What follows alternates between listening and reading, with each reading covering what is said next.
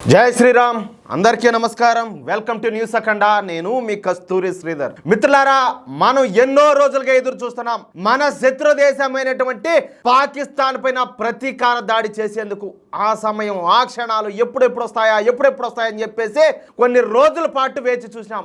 ఆ రోజు, ఆ శుభోదయం అయితే ఈ రోజుకి వచ్చేసింది. పెహల్గాంలో జరిగినటువంటి తీవ్రవాద దాడికి ప్రతీకారంగా మన భారతీయ ఆర్మీ రాత్రి పాకిస్తాన్ పైన మిసైల్స్ వర్షం కురిపించింది. సరిగ్గా అర్ధరాత్రి 1:44 భారత ఎయిర్ ఫోర్స్ దాడులను అయితే ప్రారంభించింది. మొత్తంగా పాకిస్తాను, అదేవిధంగా పాకిస్తాన్ ఆక్రమిత జమ్మూ కాశ్మీర్లోని 9 ఉగ్రవాద స్థావరాలపైన భారత ఆర్మీ తీవ్రమైనటువంటి దాడులు నిర్వహించింది. వీటిలో పాకిస్తాన్లో 4 స్థావరాలు, పాకిస్తాన్ ఆక్రమిత జమ్మూ కాశ్మీర్లో 5 స్థావరాలు ఉన్నాయి. ఇకపోతే ఈ ఆపరేషన్కు ఆపరేషన్ సింధూర్ అని చెప్పి పేరు పెట్టినారు.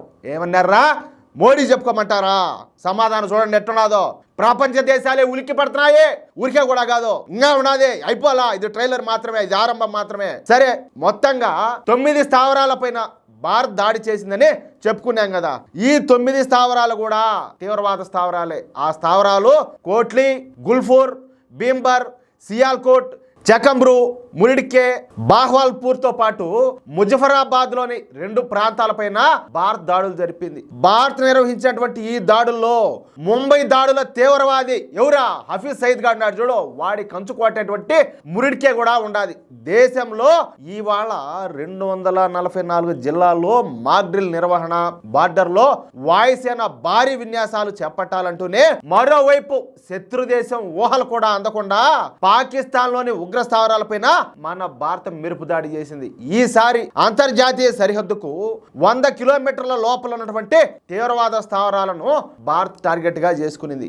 అంతర్జాతీయ సరిహద్దుకు 100 కిలోమీటర్ల దూరంలో ఉన్నటువంటి ఈ బాహ్వాల్పూర్ లోని జైషే మహమ్మద్ తీవ్రవాద సంస్థ ప్రధాన కార్యాలయాన్ని భారత ఎయిర్ ఫోర్స్ అయితే పూర్తిగా ధ్వంసం చేసి పారేసింది. అలాగే మురుడే, సాంబా సెక్టార్లకు ఎదురుగా 30 కిలోమీటర్ల దూరంలో ఉన్నటువంటి లష్కరే తోయిబా తీవ్రవాద సంస్థ స్థావరాలను నామ రూపాలు లేకుండా భస్మీపట్నం చేసేశారు. ఎల్ఓసి దగ్గర ఉన్నటువంటి పూంచు, రాజౌరి జిల్లాలకు 35 కిలోమీటర్ల దూరంలో ఉన్నటువంటి పాకిస్తాన్ ఆక్రమిత జమ్మూ కాశ్మీర్లోని గుల్ఫూర్లోని తీవ్రవాద స్థావరం పైన దాడి చేసి ఆ స్థావరాన్ని కూడా పూర్తిగా ధ్వంసం చేసి పారేశారు. అలాగే పాకిస్తాన్ ఆక్రమిత జమ్మూ కాశ్మీర్లోని తంగ్దన్ సెక్టార్ లోపల 30 కిలోమీటర్ల దూరంలో ఉన్నటువంటి లష్కరే తోయిబాకు చెందినటువంటి మరో స్థావరాన్ని మన ఎయిర్ ఫోర్స్ ధ్వంసం చేసి పారేసింది. దీంతో పాటుగా రాజౌరికి ఎదురుగా 15 కిలోమీటర్ల దూరంలో ఉన్నటువంటి జేఎం లాంచ్ ప్యాడ్, అలాగే బిలాల్ క్యాంప్ మీద కూడా ఈ దాడులు అయితే జరిపినారు. సాంబా కతువాకు ఎదురుగా ఉన్నటువంటి అంతర్జాతీయ సరిహద్దుకు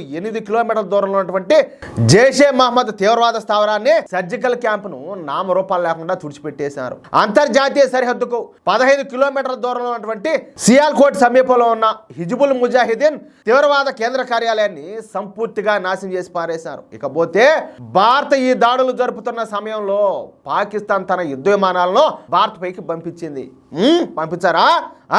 ఇక ఇక్కడ జరిగినటువంటి డాగ్ ఫైట్లో పాకిస్తాన్కు చెందినటువంటి 2 యుద్ధ విమానాలను భారత కుప్పగూల్చేసింది.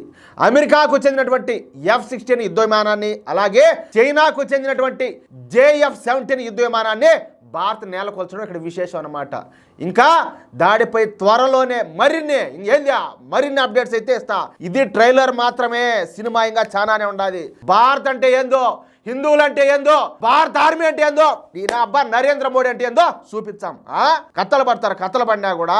మిత్రులారా, ఈ న్యూస్ కనుక మీకు నచ్చినట్లయితే ఖచ్చితంగా ఈ న్యూస్ను మీకు ఎంతమందికి వీలైతే అంతమందికి షేర్ చేయండి. అలాగే ప్రతి ఒక్కరు కూడా మీ యొక్క అమూల్యమైన అభిప్రాయాలను ఖచ్చితంగా స్పష్టంగా జై హింద్ అని కామెంట్ చేయండి. అలాగే ఇంతవరకు మీరు కనుక మన ఛానల్ను సబ్స్క్రైబ్ చేసుకున్నట్లయితే ప్రతి ఒక్కరు కూడా మన ఛానల్ సబ్స్క్రైబ్ చేసుకోండి, సపోర్ట్ చేయండి. జై శ్రీరామ్, జై హింద్.